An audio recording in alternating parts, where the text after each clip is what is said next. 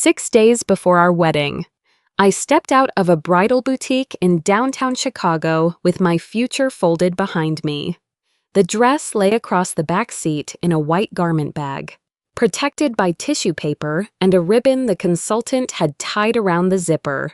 In my coat pocket, beneath my phone, was a cream envelope from my doctor. The blood work confirmed I was almost 9 weeks pregnant. I had not told Caleb. We had lost 2 pregnancies before, and hope had become something I handled carefully, like glass already cracked. I wanted one more reassuring ultrasound. I wanted to hear a heartbeat before I asked him to believe in another future. That evening, I had planned to place the envelope beside his dinner plate. Caleb leaned across the center console and fastened my seatbelt, the way he had for 11 years. Then he kissed my forehead. "Tessa and I got married this morning," he said. I stared at him. "We picked up the license yesterday," he continued. A judge performed the civil ceremony at Cook County Marriage Court. "It was simple. She is legally my wife now." His voice held no anger. He sounded like a chief executive explaining a restructuring no one else had approved. "Our wedding is in 6 days." "I know." "You married another woman 6 days before our wedding?" Tessa needed certainty. He rested both hands on the steering wheel. "She is younger. Paperwork matters to her. You and I have 11 years. Grace, we are the real family. We do not need a certificate to prove that." I felt the envelope against my ribs. Caleb kept speaking. I could stay at the lake house until things settled. He would pay every expense. I should still attend Beacon Ridge's charity gala because my absence would create rumors. After Tessa felt secure and the public adjusted, the 3 of us could find what he called an appropriate structure. "Appropriate for whom?" I asked. "For all of us." "No." My voice sounded distant but steady. "There is no all of us. We are finished." For the first time, his expression changed, not to grief, to disbelief. "Grace, you are in shock." "I know what I said." He gave a quiet laugh. "You have been out of technology for almost 10 years. You do not manage the accounts. You have no close family left. The people at Beacon Ridge know me. Most of them barely remember you. What exactly do you think you are going to begin again?"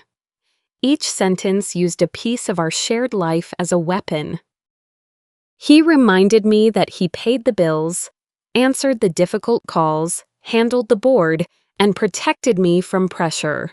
He described my absence from the company as proof that I no longer belonged anywhere else. "You are upset," he said. "But you will not leave. You always stay." He pulled to the curb. "I need to pick up Tessa." The door unlocked. I stepped onto the sidewalk before my body understood what it was doing. Caleb drove away without looking back. For several seconds, I stood beneath the gray afternoon sky, one hand pressed over the envelope in my pocket. I wanted to run after the car. I wanted to wake inside a different morning. Instead, I called Rebecca Sloan. She answered on the second ring. "Rebecca, Caleb married Tessa Lane today. Check every contract between Beacon Ridge and Lane House Media." There was a pause. "Tessa Lane owns the marketing vendor receiving Beacon Ridge funds?" "Yes." "Then the marriage may expose undisclosed related party transactions. Preserve the emails and payment records," I said. "Review the proxy terms. Send every shareholder report directly to me. Do not warn Caleb beyond what the law requires." Rebecca's voice became careful. "Are you reclaiming your authority?" I looked at the bridal bag through the window of the rideshare that had stopped for me. The company's free license to my core technology had 6 days remaining. "Yes," I said, "I am." For once, fear could remain beside me without being allowed to make the decision for me. I placed the dress across the back seat. I did not yet know whether I was strong enough to leave Caleb forever, but I knew he would never speak for me again. Rebecca arrived at the house with the property manager and a woman from her firm carrying a tablet for the inventory. The house was in Caleb's name. I had lived there for 3 years, and nearly everything I owned was still inside. He could not erase that with one sentence. And I was not leaving because Tessa had ordered me out. I was leaving because I would not share a home with the man who had replaced me and the woman he had married. Tessa was waiting in the living room. She did not look triumphant. She looked composed in the strained way people do when they are trying to appear reasonable before witnesses. Caleb said this would be our house after the wedding. She said, I did not argue about love, promises, or who belonged where. I turned to the inventory clerk. Photograph every room, list the jewelry separately. I need my mother's wooden box, the 2 encrypted hard drives from the office cabinet, my personal records, and the old brass key in the blue envelope. The key had once opened the first room Caleb and I called an office. Tessa followed us upstairs. When the clerk opened the jewelry drawer, Tessa reached for the diamond bracelet Caleb had given me on my 32nd birthday. I was going to wear this tonight, she said. I closed the box before her fingers touched it. Caleb bought it. A gift does not return to the giver because he changes his mind for the first time. Tessa's composure slipped. It lasted only a second, but it was enough. My phone rang. Caleb, you are making this unnecessarily hostile, he said. If you walk out with lawyers, I will cancel every card attached to my accounts. I closed the supplementary card this morning. Silence. I had paid the retainer for the temporary apartment from an investment account in my own name. I knew the money existed. I had always known. What startled me was how long I had lived as though access to it required Caleb's permission. We finished the inventory in less than an hour. The clerk sealed the hard drives in evidence bags, photographed the wooden box, and recorded the serial numbers of the jewelry. I took only what was mine and left the rest untouched. As we reached the front door, Margaret Ross called. Grace, please do not make this public, she said. Think about Beacon Ridge. Think about Caleb's future. He made one impulsive decision. Do not destroy everything over it. Then she reminded me of what the Ross family had done for me. I stood beneath the porch light and remembered sleeping in a hospital chair while Margaret's husband was dying. I remembered bringing her coffee at 4 a.m, sorting medications, calling nurses, and hearing her introduce me as the daughter she had never had. How long have you known about Tessa? I asked. Margaret said nothing. That silence answered me. When truth threatened the family's comfort, she had chosen comfort, not because she did not care about me, but because caring about me had always been easier when it cost her nothing. That evening, I entered the apartment Rebecca's firm had arranged. It was furnished, quiet, and temporary. My wedding dress remained zipped inside its bag near the door. Rebecca sent me 10 years of shareholder reports. They had arrived every quarter. No one had hidden them. I had simply stopped opening them. Each Beacon Ridge logo carried me back to the months after my second loss, the hospital smell, the abandoned code, the office I could no longer enter without feeling that I had failed at everything at once. Avoidance had begun as survival. Over time, Caleb had turned it into authority. I opened the newest report. Buried in the licensing section was a statement from Caleb to the board. It said I had agreed in principle to renew Beacon Ridge's royalty-free technology license. I had never agreed.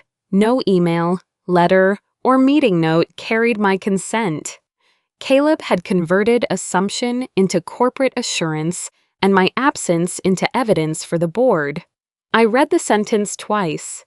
then placed the old brass key beside the two encrypted drives. Caleb had not merely depended on my silence. He had listed it as a company asset.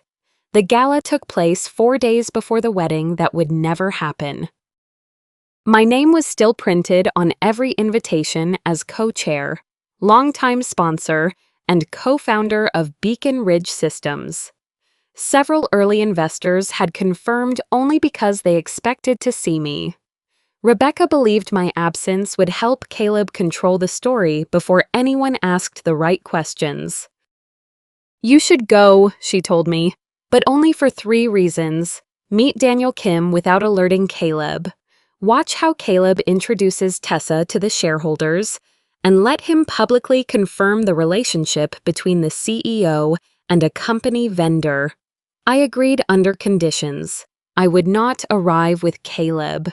Rebecca would remain inside the ballroom. I would not help Tessa dress, smile for her content, or perform harmony for the cameras. If my body told me to leave, I would leave. Tessa entered in a white gown supplied by one of her agency's fashion clients. 2 employees followed her with phones mounted on stabilizers, recording her first appearance as Mrs. Ross. Near the reception desk, she turned her back toward me. "Grace, the zipper is catching," she said loudly enough for nearby guests to hear. "Could you fix it?" Several cameras shifted in my direction. I called an event attendant. "Mrs. Ross needs wardrobe assistance." Then I walked past Tessa and joined the shareholder table. I did not raise my voice.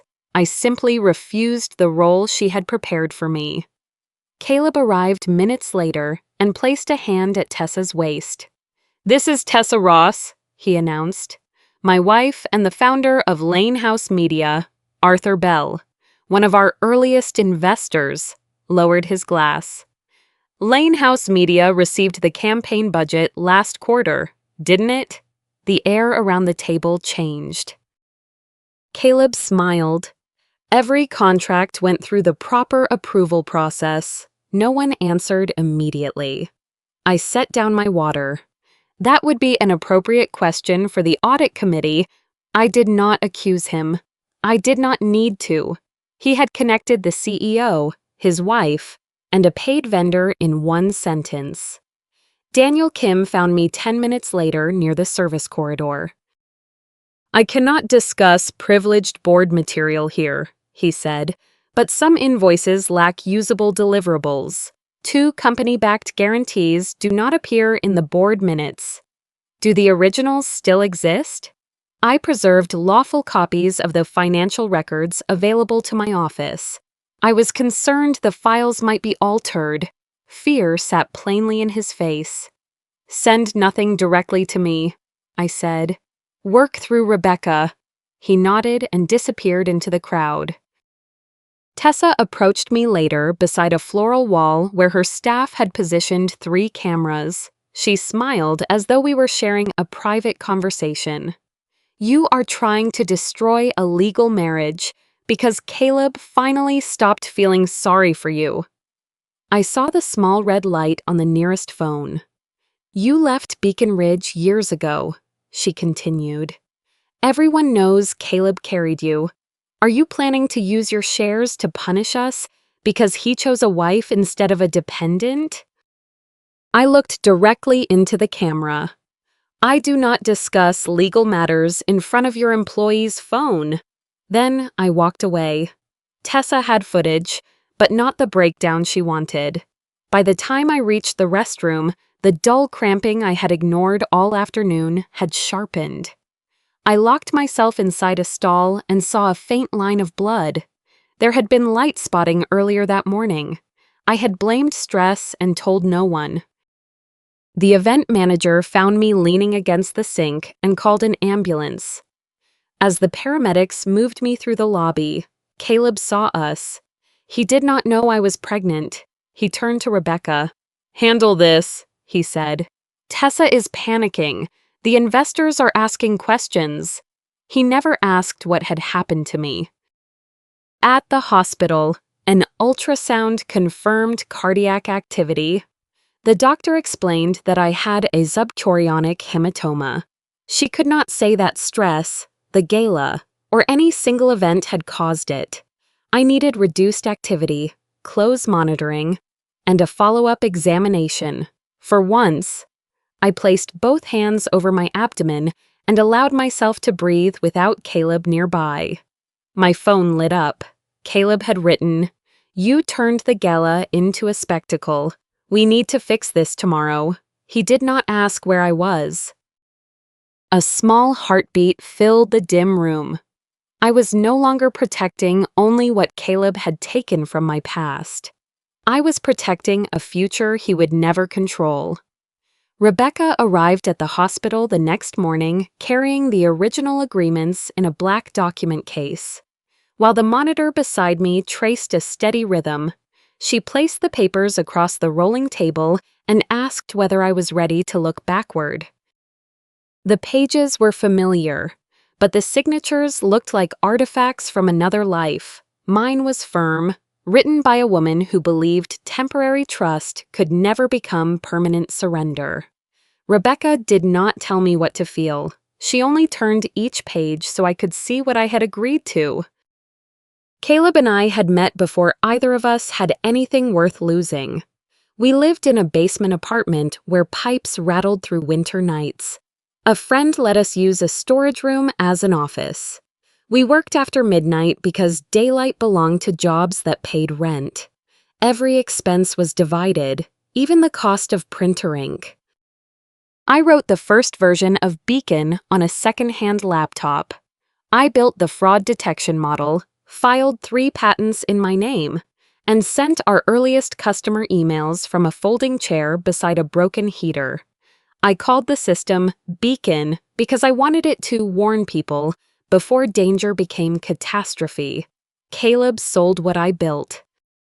He found investors, gave presentations, negotiated contracts, and learned how to make strangers believe a future already existed. He became the face of Beacon Ridge because I had handed him the microphone. After our second pregnancy loss, Caleb's father was diagnosed with cancer. I was still recovering when Margaret asked for help. I organized medications, slept in hospital chairs, and moved between grief and caregiving until I could no longer enter the office without feeling that I had failed 2 lives at once. Caleb told me to step away temporarily. "You brought everyone this far," he said. "Let me carry the rest." I signed 2 separate agreements. The first was a proxy allowing Caleb to exercise the voting rights attached to my 31% founder stake. It could be terminated early for undisclosed conflicts, related party transactions, or material breaches of governance duties. The second gave Beacon Ridge a 10-year royalty-free license to the foundational technology. That license expired on the date we had chosen for our wedding. I had always known the assets existed. I knew about the shares, the patents, and the investment accounts. What I avoided was measuring what they had become. I felt guilty for leaving the company. I feared the technology had passed me by. I believed Caleb was protecting what we had built. Most of all, I did not want to return to the place where ambition, miscarriage, and grief had become impossible to separate. Rebecca touched the unopened reports stacked beside her. "Not reading these does not make you responsible for Caleb's conduct." "No," I said, "but I need to understand why I let one person speak for me for so long." Daniel's preliminary report arrived through outside counsel that afternoon. In 48 hours, the investigators could confirm only a limited set of facts. Approximately $1.9 million had been paid to Lane House Media. Several invoices lacked clear documentation of completed work. 2 guarantees backed by company credit did not appear in the board minutes. Caleb had not disclosed Tessa as a romantic partner while approving or influencing the contracts. The findings were not a final judgment. They were enough to require questions. Rebecca contacted 2 early shareholders who had grown concerned about Caleb's control. Once my voting authority was restored, our combined support crossed the threshold needed to act by written consent under the company's governing documents. Beth called before the documents were signed. "You are using a personal betrayal to destroy a family business," she said. "If your family business survives only when no one examines Caleb," I answered, "then the problem did not begin with me." She accused me of forgetting everything the Ross family had done. I looked at the hospital bracelet around my wrist and thought of how often gratitude had been used to purchase my silence. "I remember all of it," I said. "That is why this hurts." That evening, the written consent was executed. Directors whose loyalty to Caleb had replaced independent judgment received formal notice that they had been removed.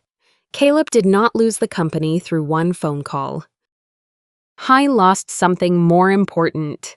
He lost the power to stop other people from asking questions. The newly constituted board met in emergency session the next morning. The meeting materials had been circulated through outside counsel, and every director signed a preservation acknowledgement before joining. No one could delete messages, alter financial files, or contact potential witnesses about their testimony. That mattered to me. I did not want a victory assembled from rumor. I wanted a process strong enough to survive anger, headlines, and whatever Caleb later claimed about my motives. Because my doctor had limited my activity, I joined the first portion by video from Rebecca's office. When the meeting reached the formal votes, I was driven to Beacon Ridge and entered the boardroom with Rebecca beside me. Caleb sat at the head of the table for years. That seat had looked less like furniture than a throne he had designed around himself. He watched me take the chair bearing my name and then turned immediately to the directors. "This is a personal dispute," he said. "Grace is hurt, and she is using corporate machinery to retaliate." Independent counsel interrupted. "This meeting is not reviewing infidelity. It is reviewing undisclosed conflicts of interest, related party transactions, financial approval authority, statements made to the board, and the risk of disruption to the company's technology license." Caleb leaned back. "Grace has been absent for 10 years. She does not understand the market, the current platform, or the pressure this company faces. She is putting hundreds of jobs at risk because she is emotional. Every agreement with Lane House Media benefited Beacon Ridge." Daniel presented the preliminary findings. He stressed that the investigation was incomplete. The available records showed payments to Lane House Media, invoices with unclear deliverables, 2 guarantees not reflected in board minutes, and no disclosure of Caleb's relationship with Tessa during the relevant approvals. I did not ask the board to fire Caleb. I proposed narrower protections while the facts were reviewed. Suspend his financial approval authority. Restrict access to records under investigation. Appoint an independent interim chief executive. Establish a special committee and protect employees and clients from operational disruption. Caleb looked at me as though restraint were another insult. "Beacon Ridge cannot function without me." I opened one of the encrypted drives and connected it to the presentation system. The original Beacon architecture appeared on the screen. Data pathways, anomaly flags, confidence thresholds, and a handwritten note I had added beside the fraud model before our first customer demonstration. I asked Caleb how the current platform handled a specific form of baseline drift when a trusted data source changed gradually instead of failing all at once. He stared at the diagram. An older engineer named Marcus Levin answered from the far end of the table. He explained the mechanism, then looked toward me. Grace designed that control. We still use a version of it. I felt no triumph. The system has changed, I said. The market has changed. I am not prepared to run daily operations, and pretending otherwise would be irresponsible. The board agreed to hire experienced interim management. Then discussion moved to the expiring technology license. I stated my conflict before anyone else could. I own the licensed assets, and I am also a shareholder. I will not sit on both sides of the negotiating table. I recused myself from the vote. An independent committee would hire outside valuation experts and negotiate any transition license without my participation.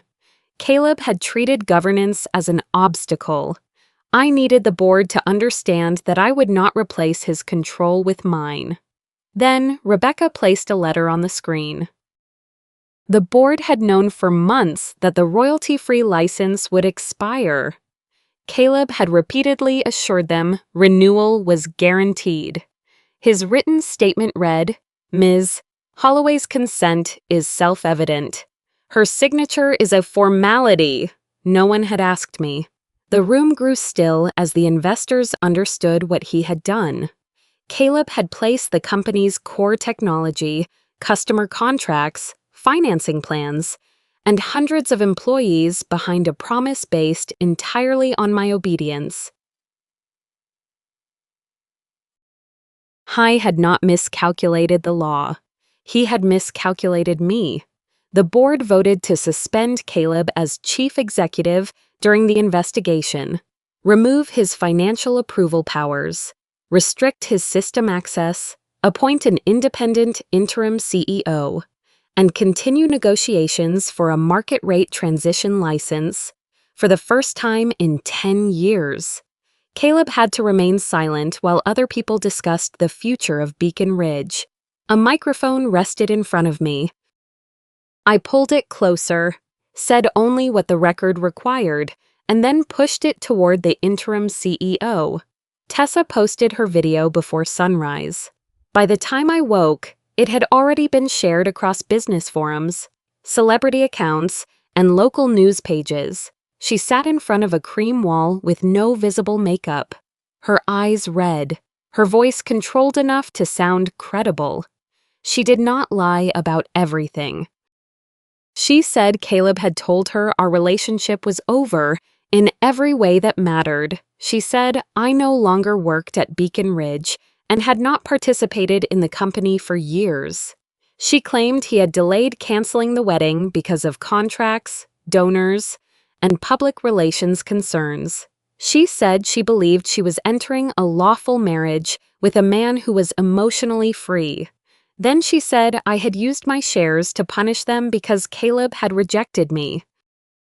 Tessa understood how to build a story.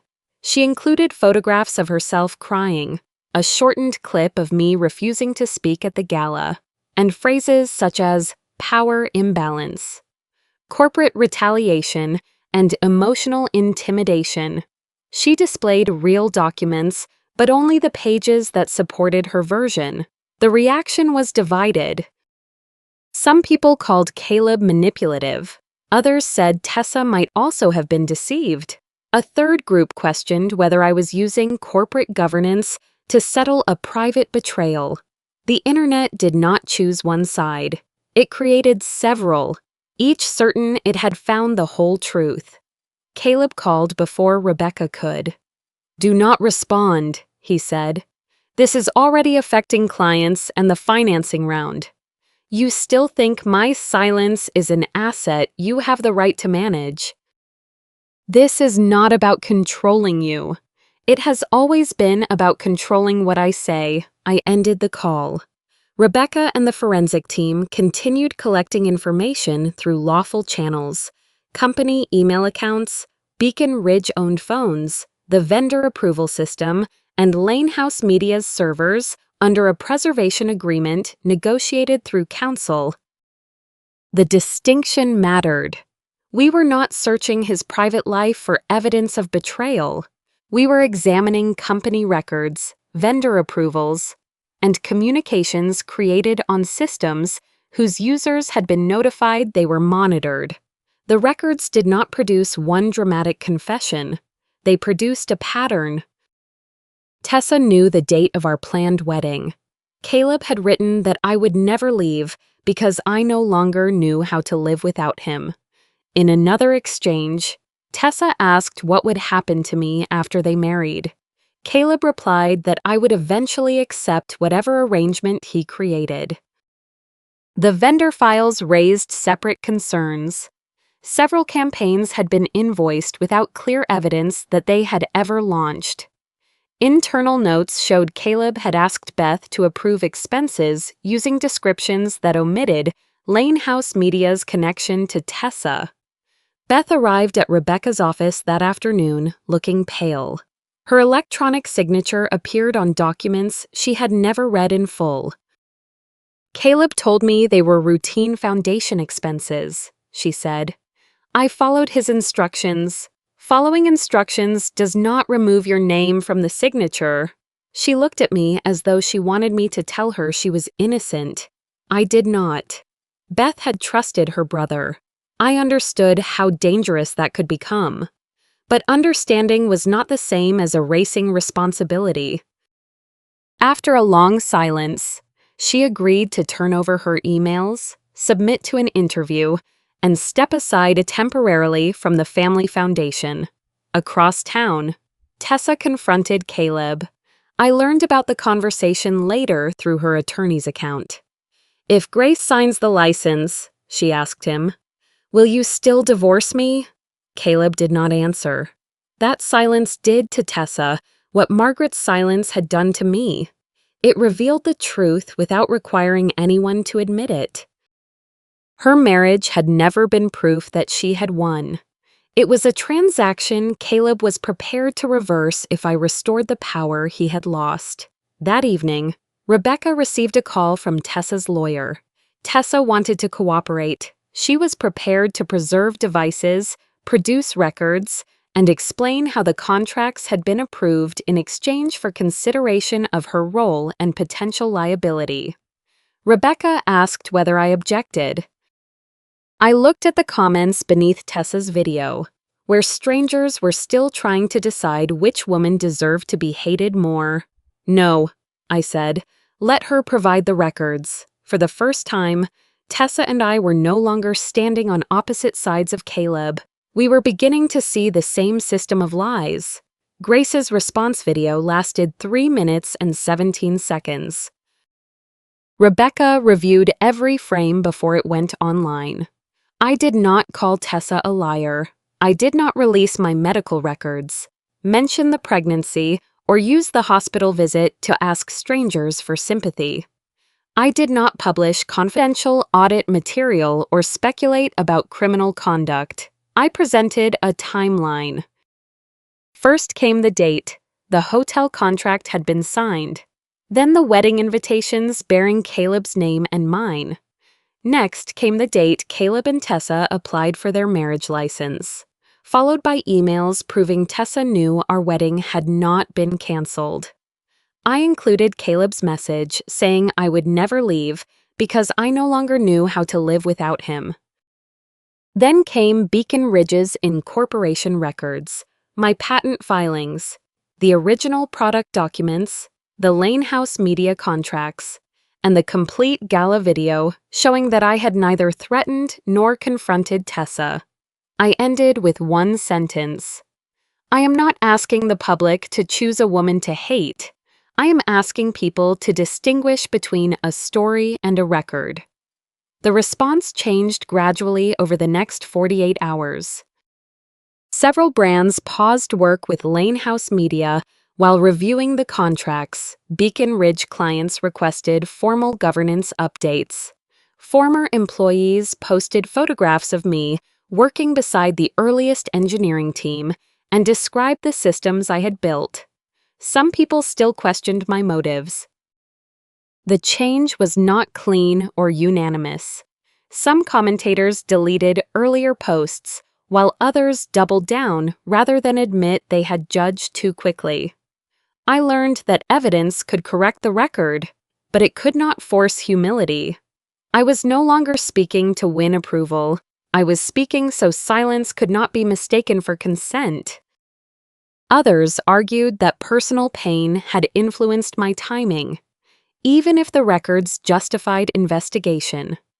I accepted that I could present evidence without controlling every conclusion drawn from it. Margaret came to my apartment that afternoon, carrying an old family photograph. Caleb, his father, Margaret, Beth, and I stood together at a summer picnic, years before illness and money rearranged us. "Please do not take away the last thing Caleb has left," she said. "How long did you know?" Margaret lowered the photograph. 2 months. The answer hurt more because she did not attempt to deny it. She admitted Caleb was paying the loan on her condominium. She feared losing her stability. She believed I was stronger than Tessa and would survive the truth.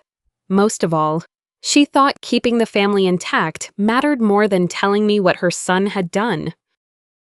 "You did not stay silent because you thought I was strong," I said.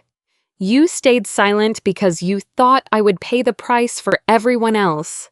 Margaret began to cry. I did not order her out. I also did not comfort her. I told her she could not arrive without asking again.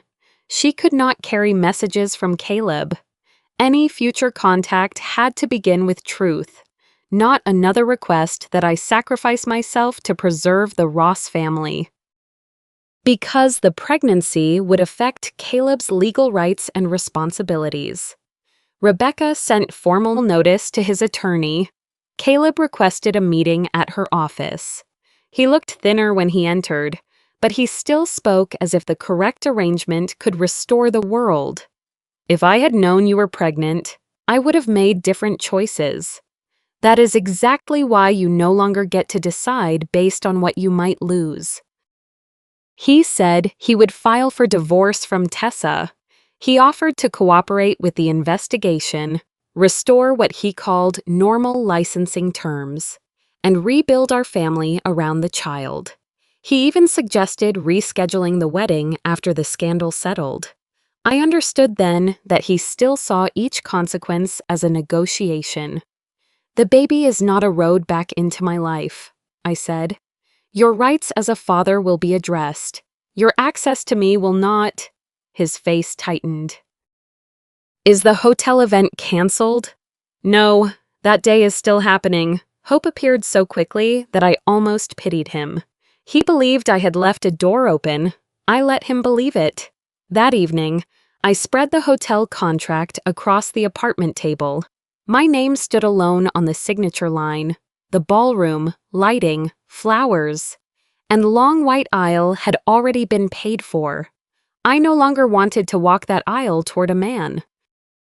I wanted to use that room to tell the truth about what would happen next. The hotel contract was in my name, and canceling 6 days before the event would have cost almost everything we had paid. So the wedding became the Beacon Ridge Governance and Technology Transition Briefing. The white flowers remained, the lighting remained, the long aisle remained. There was no altar. The hotel staff had removed the ceremony programs and replaced the welcome sign before sunrise. Nothing else was hidden. The same room that had been prepared to celebrate our marriage would now explain publicly, on the record, how the company would survive without it. I wore a white suit instead of the dress still sealed in its garment bag. The ballroom filled with shareholders, longtime employees, major clients, investors, independent managers, and representatives from the foundation. Some had expected a wedding. Others had come because the future of Beacon Ridge depended on what would be announced in that room. The interim chair opened the program. Beacon Ridge would continue operating. There would be no abrupt shutdown. Employees and clients would be protected through a 1-year transition license covering the foundational technology. The rate had been set after review by independent valuation experts. I had not participated in the vote. My ownership of the technology and my position as a shareholder created a conflict. So the independent committee had negotiated without me. The interim chief executive would remain responsible for daily operations.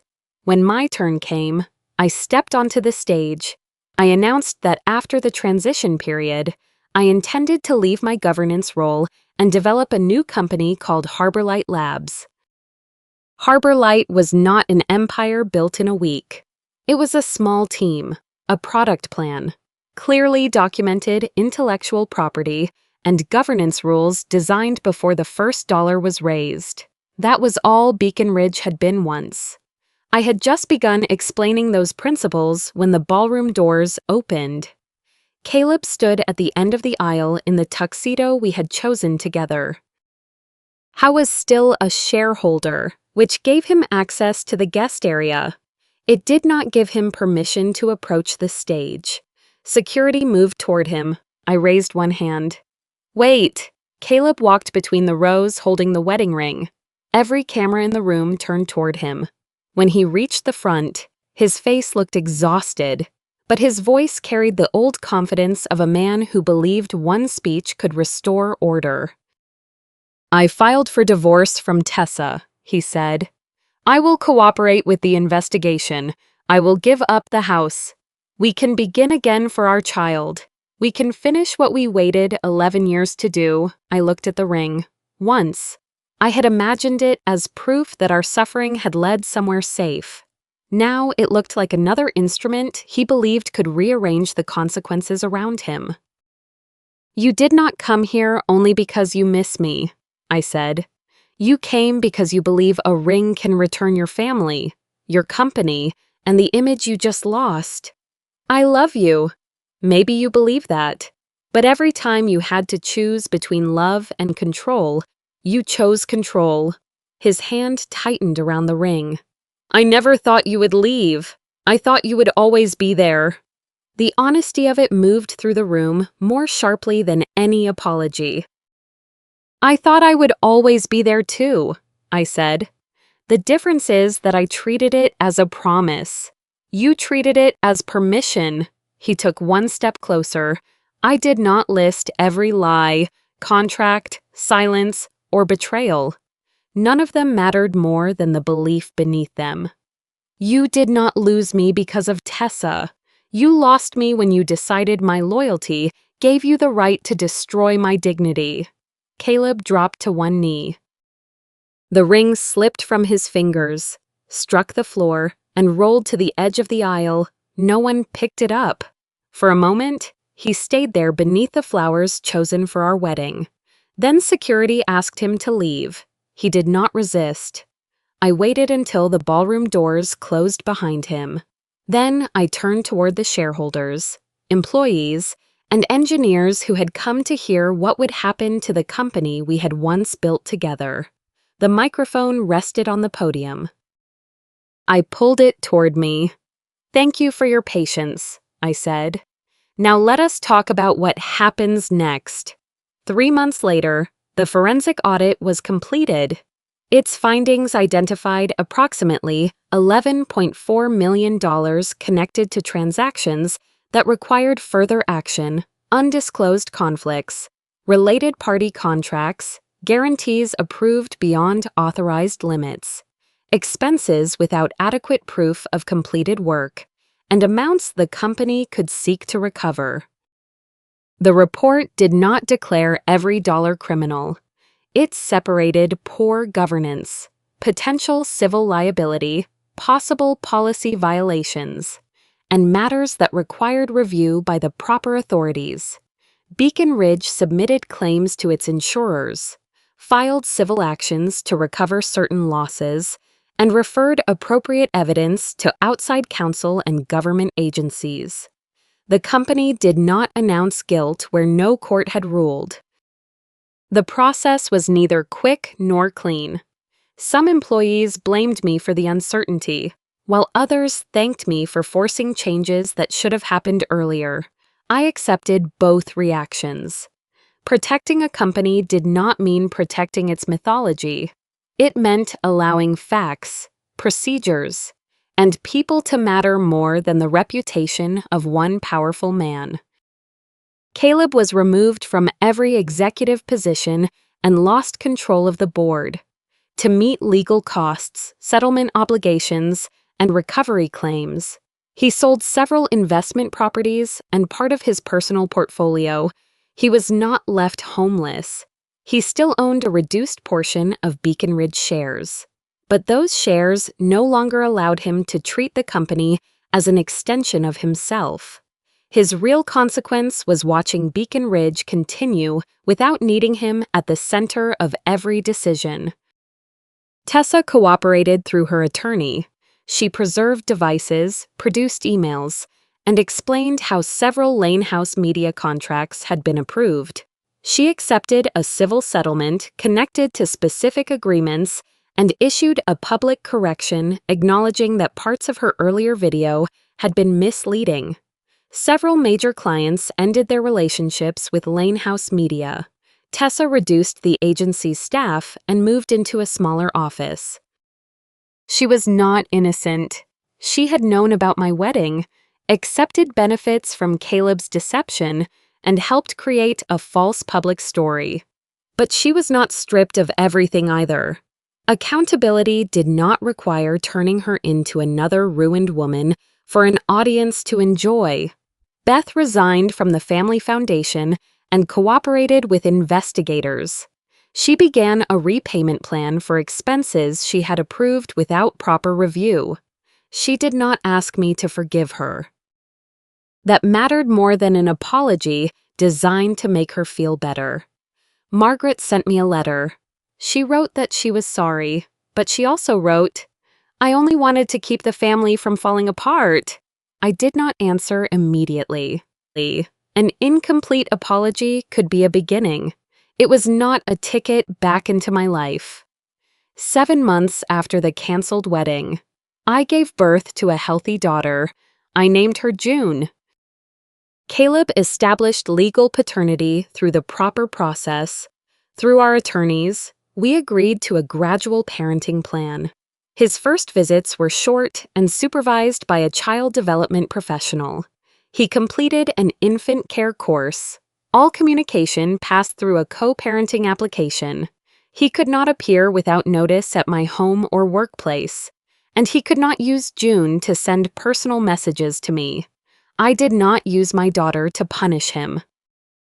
I also stopped calling the absence of boundaries kindness. After June was born, I began therapy. I learned that recovery was not the same as proving Caleb wrong. Some days I still heard his voice when I faced something unfamiliar. "You have been gone too long. You cannot do this anymore." I returned to technology slowly. I studied new frameworks, modern deployment systems, security tools I had never used, and the habits of engineers younger than I was. I practiced asking questions without apologizing for them. The first time I opened a development environment, my hands shook. I wrote a small block of code. It failed. For several minutes, I stared at the error message and felt every year of absence pressing against my chest. Then I read the log, found the mistake, and corrected it. The program ran. I wrote another line. Fear did not disappear that day. It became smaller each time I did something Caleb had said I could no longer do. 2 years later, Harbor Light Labs signed its first major contract with a European client. The company was not an empire. We had a small team, uneven cash flow, and one painful failure behind us. 6 months earlier, we had lost a customer after delivering a product late. No inspirational speech erased that mistake. We reviewed what had gone wrong, changed our process, and kept working. Harbor Light had an independent board. Related party transactions were disclosed. Technical authority and financial approval were separated. No one could approve a deal from which that same person personally benefited. I did not build any of it alone. When the announcement ended, I placed the microphone back on its stand and invited our engineers to answer questions. I no longer needed to hold it forever to prove that my voice had returned to me. I learned to ask questions when I did not know the answer. I learned to accept help without treating it as weakness. I stopped apologizing when I needed rest. I stopped believing trust required surrendering every safeguard. I read contracts before signing them. Even when the person across the table was someone I loved, June was almost 2. Caleb had completed the supervised stage of his parenting plan and now had scheduled time with her under clear written terms. Our communication concerned June, her meals, her sleep, her doctor visits, the words she had begun to pronounce. His regret no longer granted him entry into the rest of my life. The Harbor Light contract was signed at a hotel overlooking the Chicago River. My team celebrated in a private room while June rested on my hip, fascinated by the reflections moving across the windows. Caleb was in the lobby after a scheduled visit with her. He saw us when the elevator doors opened. For a moment, neither of us moved. There were still things he wanted to say. I could see them in the way his mouth tightened, in the old instinct that told him every feeling deserved an audience. But he did not approach, not because he had forgotten our past, not because regret had disappeared. He stayed where he was because he had finally learned that wanting access to another person did not create a right to it. June touched the brass key hanging from my keyring. "What's this, Mommy?" That was the key to the room where I started my first company. "Does it open the door?" I turned the worn metal between my fingers. "That door does not exist anymore," I said. "I keep the key to remember that I once knew how to make my own way in." I did not pretend the 11 years with Caleb had been entirely false. There were days when we truly loved each other. There were years when we carried one another through hunger, grief, illness, and fear. Denying those things would not make me stronger. But love in the past was not a contract requiring me to remain after dignity in the present had been destroyed. I carried June through the hotel doors. Lights from the buildings trembled across the river, breaking apart and joining again with every movement of the water. For years, I believed loving someone meant handing them every key. Later, I learned that love also required knowing which doors must remain your own. I had not won because Caleb lost his title.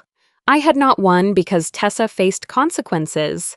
I had not won because I owned shares, patents, or code. I had won when I stopped asking another person to tell me who I was. Do you think I was right to give Caleb the opportunity to become a father without allowing him back into my private life? Share your thoughts in the comments. And if you believe healing is not about forgetting, but about learning not to return the key to someone who once used it to hurt you, subscribe for the next story.